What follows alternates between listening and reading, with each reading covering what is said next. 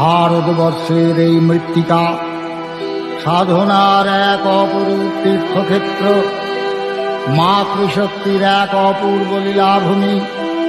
প্রতি ক্ষণে ক্ষণে ঘণ্টা শঙ্খধ্বনি বাদ্যাদি সহযোগে দিকে দিকে ঘোষিত মাতৃশক্তির আরাধনার মন্ত্রোচ্চারণ, সেই মঙ্গলধ্বনিতে মুখরিত পবিত্র দিগ দিগন্ত মঙ্গলময়ী কল্যাণীর মঙ্গলময় কর কমল পরশে ধন্য হোক সকল অন্তরতর প্রাণ।